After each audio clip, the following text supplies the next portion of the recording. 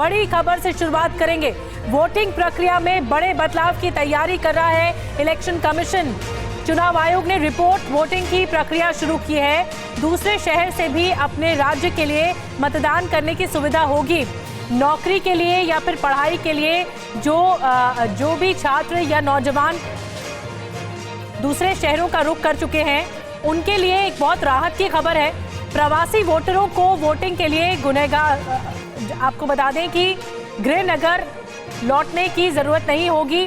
देश में कहीं से भी मूल निर्वाचन क्षेत्र के लिए मतदान संभव होगा।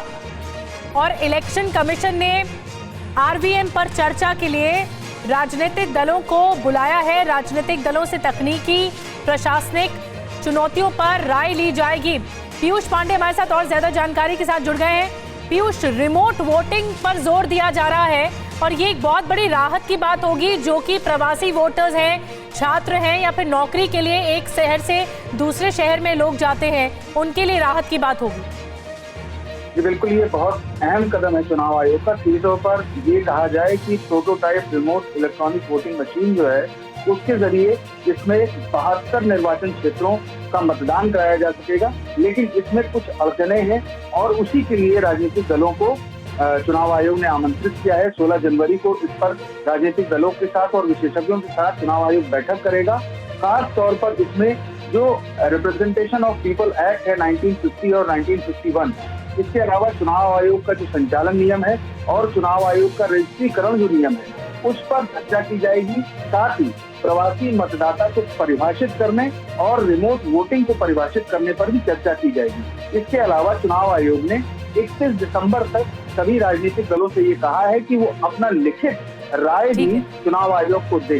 जी, बहुत बड़ी बात आप कह रहे हैं। पीयूष पांडे हमें जानकारी दे रहे थे कि चुनाव आयोग का ये मानना है कि ये एक चुनावी क्रांति के रूप में एक रेवोल्यूशन के तौर पर सामने आएगी। जो लोग भी बचते हैं वोट देने से, उनके लिए भी एक तरह से एक बहुत राहत की बात है, क्योंकि दूसरे शहर में शिफ्ट हो जाने की वजह से लोग वोट नहीं दे पाते हैं और इस वजह से ये एक बड़ा फैसला होगा। अब बाकी राजनीतिक दलों से चर्चा होगी, रायशुमारी होगी, राय ली जाएगी और जो भी अड़चने हैं उसे दूर किया जाएगा। और आपको बता दें कि चुनाव आयोग ने 16 जनवरी को सभी पार्टियों को बुलाया है। पीयूष भी ये जानकारी दे रहे थे। 16 जनवरी को अब समीक्षा की जाएगी कि इस पर कितना काम करना जरूरी है और राजनीतिक पार्टियों की क्या राय है, क्या दल सोचते हैं, क्योंकि ये एक तरह से चुनाव क्रांति के रूप में सामने आ सकता है। बड़ी बात यह है कि चुनाव आयोग लगातार ये सोच रहा है कि इस मामले पर विचार किया जाना चाहिए और काम किया जाना चाहिए।